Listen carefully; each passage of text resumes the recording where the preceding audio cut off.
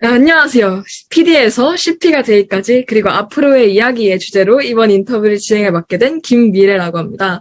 네, 이번 인터뷰에서는 더팬, K-팝 스타 등 여러 인기 프로그램의 감독으로 활동하시고 이번에 신규 프로그램 싱포 골드의 감독으로 참여하신 박성훈 CP님을 모셔보게 되었는데요. 본격적인 질문에 앞서 간단한 자기소개 한번 부탁드리겠습니다. 안녕하세요. 이렇게 인터뷰를 저한테 할 수 있는 기회를 주셔서 너무 감사하고요. 저는 SBS에서 25년째 PD로 일하고 있고 지금 현재 프로그램 한 4개 정도의 CP를 맡고 있는 박성훈이라고 합니다. 반갑습니다.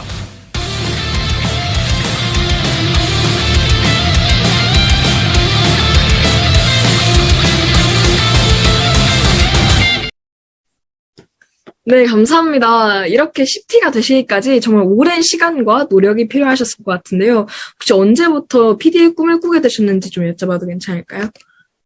네, 사실은 저는 굉장히 나이가 많아질 때까지 취업 전선에 거의 마지막까지 몰릴 때까지 PD를 해야겠다라는 생각을 하지는 못했었어요.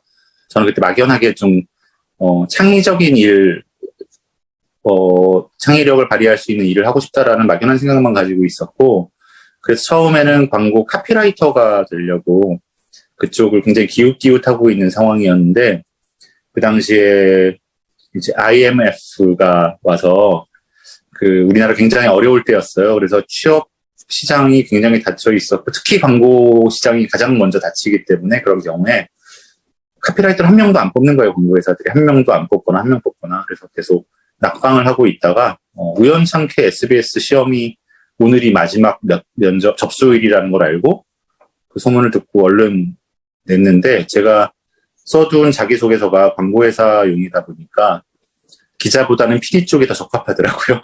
그래서 그쪽에도 지원을 했는데 이상하게 운명처럼 그쪽에서 잘 풀려가지고 방송을 하게 됐고요. 지금은 그때 광고 안 하고 방송하기를 얼마나 잘했나 싶은 생각을 많이 합니다. 저는 그렇게 방송을 꿈꿨다기보다 그냥 뭔가 나의 아이디어가 세상 사람들한테 좀 가서 닿는 무언가의 일을 해보고 싶다? 그런 정도 생각만 했던 것 같아요. 그러시군요. 네, 수많은 직업들 중 꼭 PD를 선택하셔서 좋은 프로그램들 많이 만들어주셔서 정말 너무 감사드립니다. 그럼 지금부터는 PD가 되신 이후의 일들에 대한 질문 드려보도록 하겠습니다. 일단 먼저 프로그램을 기획하시면서 가장 어렵게 느껴지는 부분이 있으시다면 무엇인가요? 프로그램 기획이라는 게 그냥 내가 이번엔 이거 해보고 싶다로 끝나는 작업이 아니라, 내가 만든 작업물이 사람들을 설득할 수 있어야 되거든요. 보고 싶게 만들어야 되고, 또 보고 나서 또 보고 싶게 만들어야 되고, 그리고 또 의미도 있어야 되고. 근데 그런 것들은 제가 원한다고 해서 항상 사람들의 마음속에 닿는 부분이 항상 이루어지지는 않아요. 어떤 경우에는 제가 보기에는 이렇게 의미 있고 너무너무 재미있는데 사람들이 보기에는 좀 한 발 뒤쳐졌다고 생각하거나 혹은 너무 앞섰다고 생각하거나 이제 그런 경우들이 종종 있어서, 그 대중들 정말로 한 명 한 명이 다 취향이 다 다른데 대중이라고 불리우는 정체가 모호한 어떤 집단을 위한 그들의 취향을 맞춰줘야 된다는 게 굉장히 어려운 작업이고요. 그래서 저희들은 그런 얘기를 해요. 너무 앞서가서도 안 되고 너무 뒤쳐져서도 안 된다는 의미로 딱 한 발짝만 앞서가는 일을 해야 되는 게 PD의 직업의 어떤 숙명이다? 이런 얘기를 해요. 너무 많이 앞서가면 사람들이 따라오지 못하고요. 뭔가 좀 이상한 프로그램이 되죠. 그리고 너무 뒤쳐졌을 경우 혹은 너무 사람들과 나란히 걷는 경우는 이미 많이 봤던 프로그램이라는 느낌이거나 그래서 좀 전혀 신선함을 느끼지 못하는, 봐야 될 이유를 찾지 못하는 경우가 많아서 그 중간에 딱 반 발짝 앞서가는 그런 보폭을 유지하는 게 굉장히 어려운 일인 것 같아요. 역시 고생 끝에 낙이 온다고 어려운 고비들을 넘기시면서 탄생하는 것이 바로 지금껏 보여주신 걸작들이라고 생각이 듭니다. 그럼 이어서 바로 다음 질문 드리겠습니다. 오랜 시간 동안 방송 생활을 하시면서 느끼신 유행의 변화가 있을 거라고 생각이 드는데 혹시 요즘 유행하고 있는 프로그램들은 주로 어떤 특징들을 가지고 있나요? 방향이 있는 것 같아요. 분명히 프로그램들이 진화하고 있는 방향이 있는데, 그거는 저는 자연스러운 음을 향해서 가고 있다라고 늘 얘기를 해요. 옛날에는 굉장히 제가 이제 막 SBS에 입사를 해서 방송을 시작할 때만 해도 대본에 굉장히 의지하는 방송들이 대부분이었어요. 막 출연자들끼리 주고받는 농담까지도 대본에 나와 있을 정도로 그런 것들이 많았고 그리고 또 서로 출연자들끼리도 서로 아무리 친한 사이라도 요즘은 방송에서 형 동생 사이면 형 뭐 누구야 이렇게 막 부르잖아요. 옛날에는 아무리 그런 사적인 관계가 돈독해도 방송에서는 서로 존댓말하면서 아무개 씨 뭐뭐 하셨어요? 이렇게 하지 않으면 굉장히 지탄받던 시절도 있었고요. 그러니까 그런 정도로 굉장히 방송이라는 곳이 브라운관 안에서 벌어지는 일은 뭔가 어깨에 힘주고 뭔가 해야 된다라는 그런 어떤 격식을 갖춰야 된다라는 그런 어떤 생각들이 많았는데 요즘은 점점 실제 자신의 모습과 가까운 쪽을 보여줄수록 사람들이 더 좋아하게 되는 것 같고요. 원래 옛날에 어떤 게임쇼들을 많이 하는 그런 프로그램들을 하다가 리얼 버라이어티라는 게 생겼어요. 혹시 그런 단어 들어본 적 있어요? 네네. 무한도전이나 뭐 이런 지금 없어진 프로지만 몇몇 프로그램들 1박 2일 또 SBS에 패밀리가 떴다 뭐 이런 프로들이 나오면서 이 리얼 버라이어티라는 게 생겼는데 그게 뭐냐면은 그 전까지는 대본을 가지고 녹화를 하던 어떤 예능 프로가 대본보다는 오늘은 뭐를 한다는 큰 설정만 가지고 그 다음부터는 대본 없이 안에서 출연자들이 마음껏 활개를 칠 수 있게 만드는 거 그게 이제 리얼 버라이어티였어요.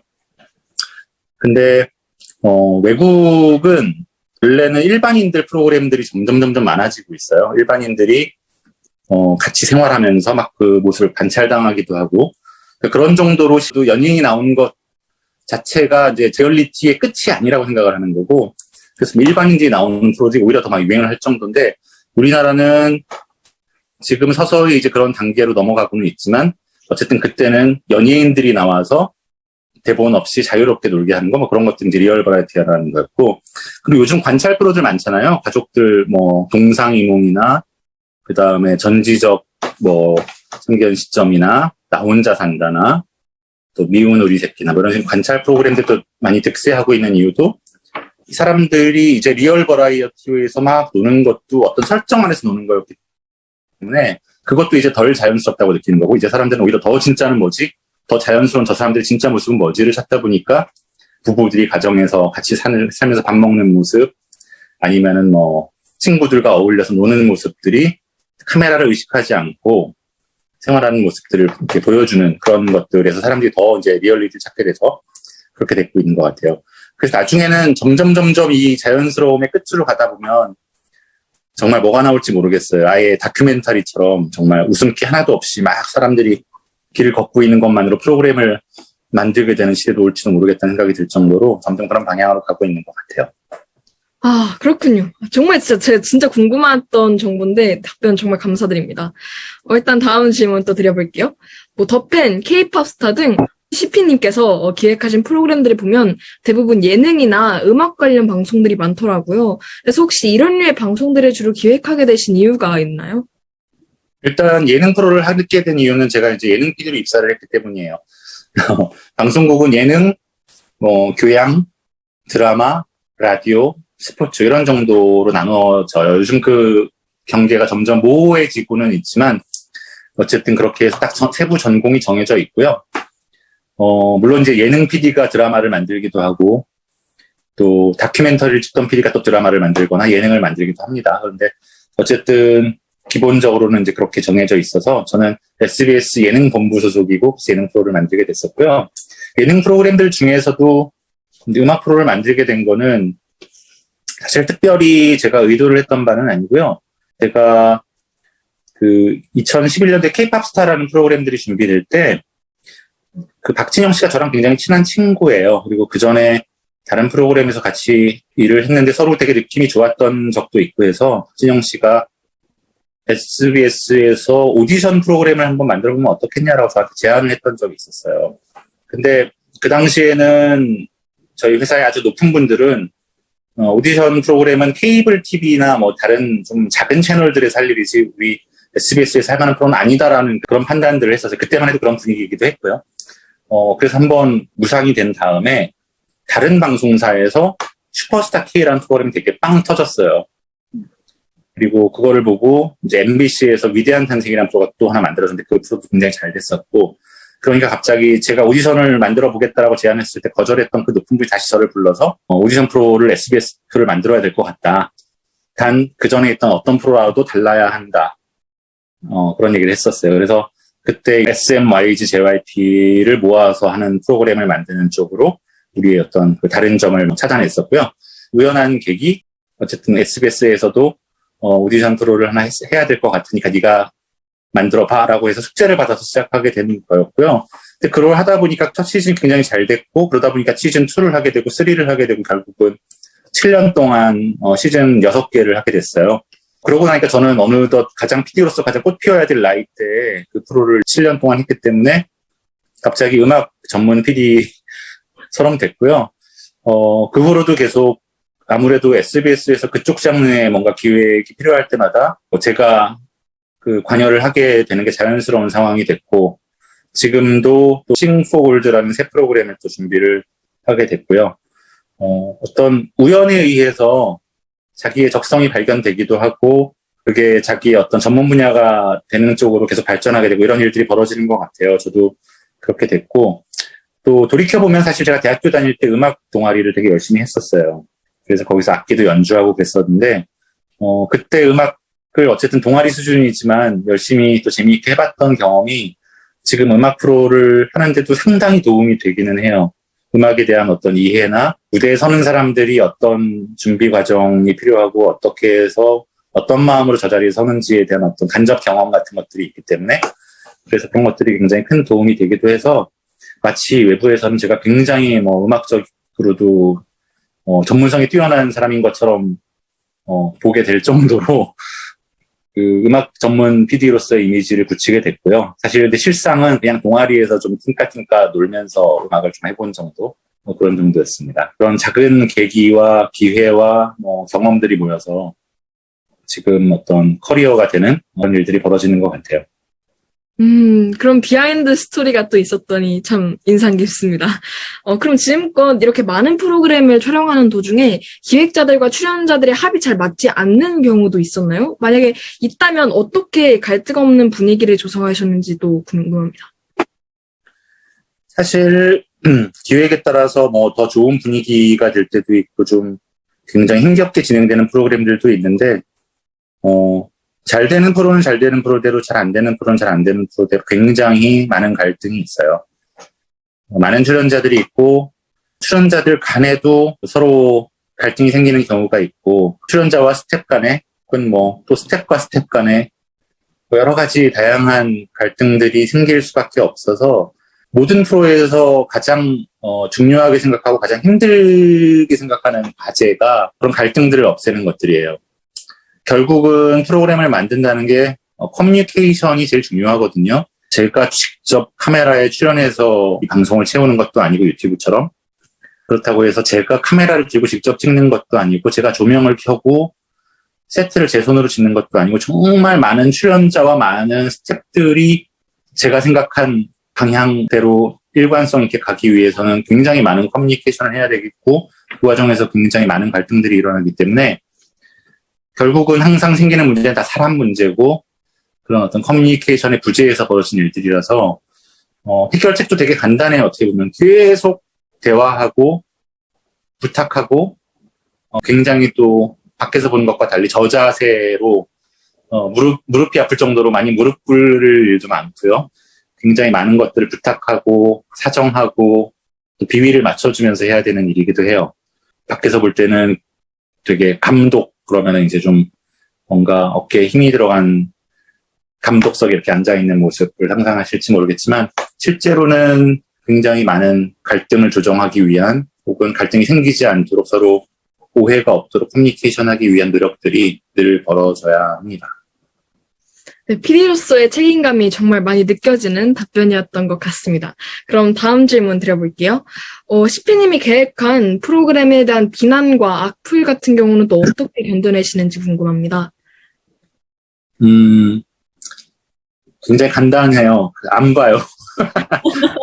굉장히 악플이 사실 많은 프로도 있고, 또 어떤 경우는 좀 또 좋은 반응을 일으키는 경우들도 있는데 어쨌든 기본적으로 그래도 악플은 달리게 마련이고 처음엔 그래서 그런 것들 꼼꼼하게 읽고 되게 상처도 받고 그랬었는데 특히 연예인들 같은 경우에 그런 것들 때문에 굉장히 많이 흔들리거든요. 그래서 저희도 그거 절대로 너무 꼼꼼하게 보지 말아라.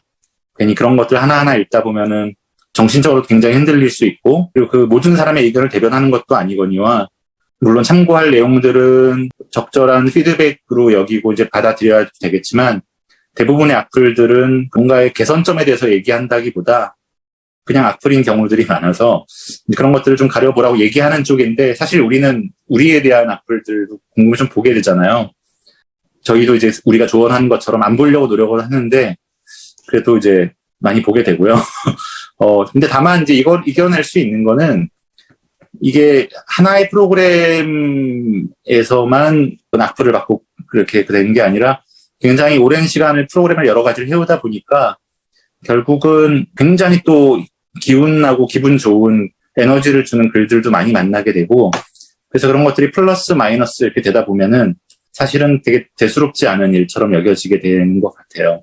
좋은 글들로 악플들을 이겨낸다고 해야 되나요? 그리고 요즘은 점점 이제 그런 거에 대한 인식이 좋아져서 그렇게 막 밑도 끝도 없이 이렇게 불쾌하기만 한, 도움이 안 되고 그러니까 비판이 아닌 비난만 있는 글들은 점점 적어지고 있는 것 같긴 해요. 정말 너무 멋있는 마음가짐인 것 같습니다. 그럼 CP님처럼 멋진 PD가 되기 위해서는 꼭 방송과 관련된 일을 직접적으로 배우는 학교나 학과에 진학을 해야 하나요? 그렇지 않아도 PD가 될 수 있는 건지 궁금합니다. 결론부터 말씀드리면 전혀 상관이 없어요. 제 동료들은 정말 다양한 전공을 한 사람들이 많고요. 예를 들어 뭐 공대를 나온 사람도 있고, 물리학을 공부한 사람도 있고, 저처럼 사회학을 공부한 사람도 있고, 물론 제일 많은 건 신문방송학과를 나온 사람이 제일 많기는 합니다만, 미디어 쪽을 전공한 사람들. 굉장히 다양한 전공들을 가지고 있고, 그게 또 각자의 방법으로 다 도움이 돼요. PD도 물론 굉장히 다양하게 있어서, 이제 많은 형태의 어떤 매체들에 따라 조금씩 다를지는 모르겠지만, 적어도 이제 가장 큰 퍼센티지를 차지하는 방송사에서는 PD를 선발할 때 전공은 전혀 상관하지 않습니다. 왜냐하면 기술적으로 방송을 배워온 사람들은 전혀 필요하지 않아요. 이 사람이 어떤 사람인지, 어떤 사람이어서 어떤 프로그램을 만들 수 있을지, 어떤 것들을 만들고 싶어 하는지, 같이 일하는 모습은 어떤 건지, 이런 것들만 신경을 써서 보고, 그런 부분이 어떤 PD가 되는지를 결정한다고 생각하기 때문에 대학교에서 혹은 뭐 어느 학원에서 편집기를 이런 걸 배웠어요. 편집 기술을 배웠어요. 뭐 무슨 영화를 찍어봤어요. 그다음 뭐를 연출해봤어요 하는 그런 경험들은 솔직히 전혀 고려사항이 되지 않습니다. 답변 감사드립니다. 저도 제 진로 계획을 세우는데 꼭 참고를 해볼 수 있을 것 같아요. 그럼 마지막으로 PD를 꿈꾸는 청소년들에게 꼭 전하고 싶으신 말이나 응원의 한마디가 있으시면 말씀해 주실 수 있으신가요? 제가 처음 입사할 때는 전국의 PD가 한 몇백 명밖에 안 됐었어요. 방송사들을 다 합쳐도 몇백 명 수준? 아주 나이 많은 사람부터 신입 PD를 다 포함하더라도. 그런데 지금은 몇만 명이 될지도 모르겠어요. 사실은 그걸 세는 것조차 불가능할 정도로 굉장히 매체도 다양해지고, 무언가를 자기가 원하는 어떤 영상물을 만들어내는 것만으로 다 PD라고 부를 수 있는 시대가 됐기 때문에 굉장히 기회가 많아진 셈이라서, 처음에는 기존에 PD로 일하고 있던 사람들 입장에서 PD가 너무 많아지는 게 좋은 일일까 나쁜 일일까 하는 생각이 있었는데, 지금 시간이 지나고 보니까 정말 좋은 일이에요. 이 창의력을 필요로 하는 사람들을 필요로 하는 매체가 그만큼 많아졌다는 거고, 그래서 정말 다양한 방식으로 내가 원하는 것들을 할 수 있는 기회가 정말 많아졌고, 그래서 저는 지금 나이가 굉장히 많아지고 있음에도 불구하고 계속 새로운 기회들이 생길 것 같은 그런 꿈도 있어요. 그래서 굉장히 오랫동안 즐겁게 일할 수 있는 직업으로서의 자리매김을 점점 더 해가고 있다라는 거. 그래서 만약에 PD를 꿈으로 가지고 계신 분들은 굉장히 좋은 방향을 잡았다고 생각을 하고요. 관련된 일을 전공하는 것이 중요하다는 질문도 아까 나왔었고 제가 그렇지 않다고 말씀드렸었는데, 어제 읽은 책 그리고 그저께 들은 음악, 오늘 길을 걷다가 마주친 어떤 사람들, 이런 모든 것들이 다 도움이 됩니다. 그러니까 PD라는 일, 창의적인 일을 하면서 가장 즐거운 순간들 중에 하나는 뭐냐면 내가 누리고 경험하는 것들을 가지고 뭔가 해볼 수 있다라는 거예요. 그냥 내가 일반 보통 사람이면 내가 책에서 어떤 구절을 읽었을 때 정말 감동적인 구절을 하나 만났구나 그러고 끝인데 저는 그거를 가지고 어떤 프로그램을 기획해 볼 수도 있고 하다못해 자막 한 줄이 될 수도 있어요. 방송에 나오는 어떤 음악 좋아하는 음악을 들었을 때 좋은 음악을 들었을 때 그냥 보통 사람이면 이 음악 너무 좋았네. 나에게 좀 힐링이 되는 좋은 음악이었어. 끝날 수 있지만 PD들은 그거를 가지고 어떤 상황에서 그 음악을 사용해서 사람들의 감동을 배가시키는 그런 어떤 고민을 해볼 수도 있고 그래서 그런 것들이 굉장히 즐겁거든요. 내가 그 다음에 또 그렇게 해서 만들어낸 게 누군가에게 또 영향을 주기도 하고 그래서 결론적으로 드리고 싶은 말씀 여러분들이 지금 PD가 되기 위해서 무언가를 노력을 해야 된다기보다 지금 자기 옆을 스쳐 지나가기도 하고 자기한테 굉장히 크게 와닿기도 하는 것들도 있지만 그냥 쓱 지나가는 것처럼 보이는 것들 모든 것들이 다 내가 그것을 받아들이기에 따라서는 굉장히 소중한 자산이고 하나하나가 프로그램이 될 수 있고 하나하나 컨텐츠가 될 수 있는 것들이라는 것들을 잊지 마시고 되게 다양한 경험하시면서 또 그것들이 흘러 지나가 버리지 않도록 조금만 눈을 좀 크게 뜨고 귀를 좀 더 기울여 보세요. 그러면은 그게 엄청난 재산이 돼 있는 걸 나중에 아시게 될 거고 그게 어떤 방송 관련 미디어 관련된 어떤 전공을 하는 것보다 한 200배 정도 중요한 일인 것 같아요. 그래서 무엇이든 두려워하지 말고 경험하고 그것들을 마음속에 붙잡아 주시기를 조언해 드리겠습니다. 너무 감사합니다. 대한민국의 박사원 CP님의 뒤를 이을 방송 인재들이 많이 생겨나길 바라면서 그럼 이만 인터뷰를 종료해 보도록 하겠습니다. 귀한 시간 내주셔서 정말 감사합니다. 고맙습니다.